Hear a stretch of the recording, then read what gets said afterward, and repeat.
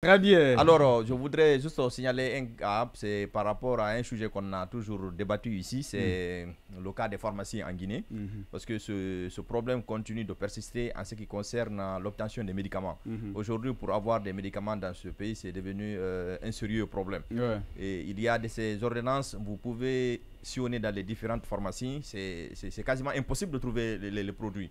La dernière fois, Diallo parlait ici de d'autres produits qui se trouvent dans les pharmacies qui ne sont pas des produits liés aux produits pharmaceutiques, notamment des savons, des parfums et des articles qui n'ont rien à voir avec des produits pharmaceutiques, et vous ne trouvez pas de produits pharmaceutiques. Ça, il est cosmétique. Voilà, la semaine qui s'est écoulée, là, j'avais un parent qui devrait subir une intervention chirurgicale, et des simples lames avec lesquelles on utilise pour opérer faisaient partie des produits que je devrais acheter. J'ai fait plus de 10 à 15 pharmacies. Il revient au malade d'aller acheter ça aussi? Non, vous savez, avant l'intervention chirurgicale, on vous prescrit une ordonnance d'abord. Oui, mais est-ce qu'on devrait mentionner ces lames-là, justement? Même les lames font partie de ce que nous devons acheter si vous avez un parent qui doit être opéré. Non, attendez, on parle de privé ou on parle de public? Parce que ça m'étonnerait que dans un hôpital public, on parle de public, qu'on demande à un patient de chercher les lames. Une ordonnance de près de 1 million qu'il faut valider avant de passer à l'acte. Je suis passé dans plus de 10 pharmacies. Je peux vous citer les noms de ces pharmacies où je n'ai pas pu trouver beaucoup de ces produits prescrits, y compris ces lames. Et ce qui ça m'a beaucoup marqué, parce qu'on ne peut pas faire une opération sans ces lames. Vous comprenez? Et ces lames ne coûtent pas aussi cher que ça. C'est des trucs de 50 000, de 100 000. Mais vous ne trouvez pas. Je suis allé dans plus de 10 à 15 pharmacies, je ne trouve pas. Je viens vers la pharmacie qui se trouve vers le camp Samori. On me vend une lame, je montre au médecin, il me dit c'est pas ce que je prescris. J'ai écrit numéro 11, on t'a vendu numéro 14. Incroyable, C'est que je me demande aujourd'hui consciencieusement partout où l'ancien syndicat qui était là, le fameux Manizé Collier, je ne sais pas qu'est-ce qu'il est devenu aujourd'hui, parce que lui-même il est allé en fait. La pharmacie Manizé Collier à la terrasse a fermé. On ne voit plus Manizé, avec toute la pression, avec tout le lobbying qu'on a mis sur les vendeurs de produits pharmaceutiques. On est d'accord que ce soit des spécialistes qui touchent ces produits pharmaceutiques. Mais de l'autre côté, ceux qui ont la licence aussi de gérer les pharmacies, s'ils ne fournissent pas, ça devient compliqué. Parce qu'aujourd'hui, les produits coûtent cher. Si vous avez la licence de la pharmacie et vous ne remplissez que des produits, des pampers, vous remplissez des parfums, des déodorants, des savons, des choses qui n'ont rien à voir avec les ordonnances qu'on prescrit. Les préservatifs, là, quand même, c'est bon. C'est devenu compliqué. La dernière fois, on me disait la dernière fois que ça manquait à l'abbé, les préservatifs aussi. Ça moi, je l'ai vu sur les réseaux sociaux, que ça avait manqué, et que je ne sais pas si c'est le directeur... toujours là. Comment on appelle, régional, qui aurait demandé aux jeunes de s'abstenir. Mais si ça manque, c'est pas bon. Oui, mais c'est un truc sérieux que qu'on parle comme ça. Au plus haut niveau de l'administration. Essayez juste de constater, quand vous rentrez dans une pharmacie, faites un petit sondage de regard juste. Vous verrez qu'il y a beaucoup plus d'autres articles dans la pharmacie que des produits qui sont liés aux produits pharmaceutiques. Mais c'est compliqué, il faut que l'État essaie de voir cette situation. Les cosmétiques, effectivement, les cosmétiques sont là.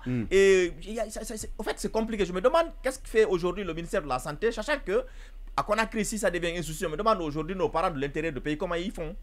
En tout cas, on va pousser quand même. On parle toujours, mais il faut qu'on pousse. C'est important quand même. Mais au-delà de ça, il va falloir on va aussi pousser les enquêtes sur d'autres aspects à la fois de ce problème, mais j'apprends qu'actuellement, il n'y a pas de courant aussi dans les hôpitaux publics.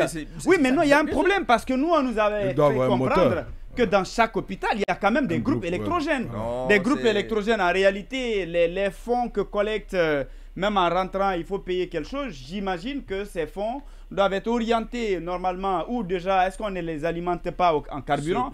Ça, c'est des questions qu'il faut chercher à vérifier. Aujourd'hui, il est général. Et là, ça a assez de conséquences. Il n'y a pas de secteur qui est épargné. C'est tous les secteurs d'activité qui sont impactés aujourd'hui par ce manque de courant. Et vous savez, beaucoup plus les forages aujourd'hui, même les forages de la SEC, sont synchronisés, s'il faut dire, avec le courant. S'il y a le courant, il y a l'eau. S'il n'y a pas de courant, c'est un calvaire. C'est-à-dire, si toute la journée, il n'y a pas de courant, c'est la veille que toute la journée, il n'y a pas d'eau. Et vous savez, monsieur Keita, on peut vivre sans courant à un moment donné, mais on ne peut pas vivre sans l'eau. Vous partez dans une toilette, vous pouvez utiliser la torche pour rentrer. Mais après, à de faire vos besoins, vous avez besoin d'eau. Même s'il n'y a pas de courant. Mais pourtant parler aujourd'hui problème. Il y a beaucoup de femmes qui perdent leur marché aujourd'hui avec la vente de poissons, la vente des poulets, tous les produits qu'on peut mettre. Il vous faut de la glace. Et voilà, et nos femmes qui sont un peu à l'économie, ou s'il faut dire à la paresse, qui préfèrent plusieurs sauces et qui gardaient, aujourd'hui c'est quasiment impossible. Vous ne pouvez pas garder une sauce aujourd'hui plus de 24 heures dans une mais au niveau c'est vrai, dans les ménages c'est compliqué, mais dans les hôpitaux là c'est vraiment scandaleux, parce qu'après les gens peuvent mourir entre temps, et s'il faut aussi que ce soit les patients qui cherchent les lames d'opération, eh bien, entre-temps, le temps que tu as mis en train de chercher voilà, ces lames-là, la personne peut succomber. Et l'urgence est là, pourquoi alors finalement? Je pense qu'il faut chercher à vérifier tout ça. S'il n'y a pas de groupe électrogène, qu'on nous dise pourquoi. Et s'il y en a, est-ce qu'on refuse de l'alimenter pour pouvoir faire des économies quelque part? C'est pas normal. En tout cas, on va chercher à vérifier cette information, parce que c'est quand même je voulais placer, c'est difficile à concevoir. Même pas très rapidement, on a des sujets. Qui parle de pharmacie parle de notre existence. C'est clair. Et vous avez vu aujourd'hui, l'appareil étatique est en train de s'effilocher un peu partout. Vous prenez au sommet de l'État, vous prenez dans les départements ministériels, pratiquement rien ne va. On est dans une crise multidimensionnelle, multicouleur et multiforme. Donc c'est à tous les niveaux. À mon avis, même celui qui a été remplacé au niveau du ministère de la Santé, il faisait un peu mieux, on le voyait au moins.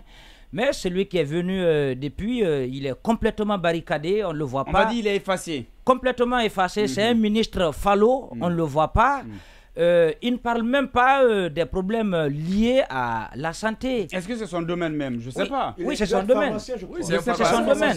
Il avait même un laboratoire. C'est un pharmacien, oui. Ah, mais dans ce cas, pourtant, je pense que quand il était dans le privé,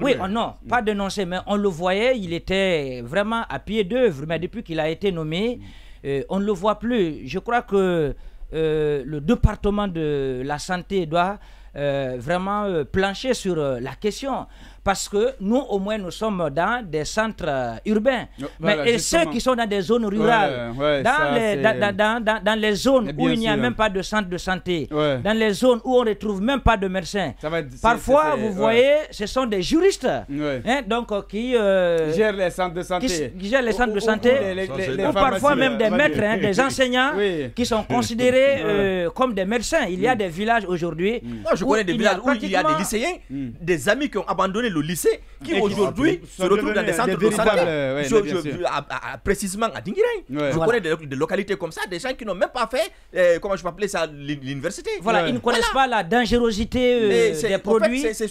Et les pharmaciens, quelquefois, même quand on vous dit de retrouver tel produit, quand vous partez, bon, c'est vrai que c'est le marketing, même s'ils n'ont pas le produit, ils te disent, ah bon, mais il y a un dérivé, il faut prendre tel. Mais il y a une sorte de crise de médicaments qui est aujourd'hui dans les pharmacies. Parce que, pour, par exemple, avoir ne serait-ce que des paracétamol, il faut parcourir 2 à 3 pharmacies. Quand on vous prescrit un produit, parfois il faut faire toute la ville pour retrouver le produit à ce niveau. Ce n'est pas que l'affaire de courant. C'est vrai que sur toute la ligne aujourd'hui, on assiste à une série de crises, une crise inédite, parce que vous partez sur le plan commercial, ça va être la même chose. Vous demandez, on va vous dire qu'à ce niveau aussi, il y a une sorte de crise qui s'installe. Donc aujourd'hui, l'État est en train de s'effilocher. Bien. Mfali Guilavogui, en tout cas, le message, il est lancé, on va renforcer, en tout cas, on va multiplier les enquêtes dans ce domaine, puisqu'il y a beaucoup de problèmes et avec cette desserte en pagaille, en désordre du courant électrique, a aussi des répercussions, a bien sûr des conséquences au niveau des hôpitaux, des grands hôpitaux d'ailleurs du pays. Pourquoi on n'allume pas le groupe, et si on ne le fait pas, est-ce que c'est parce qu'il n'y en a pas? Est-ce qu'il n'y a pas un budget dans ce sens? Est-ce qu'il n'y a pas une dotation? En tout cas, on va chercher à comprendre tout ça. En attendant, cette question liée à la santé est quand même une problématique très complexe.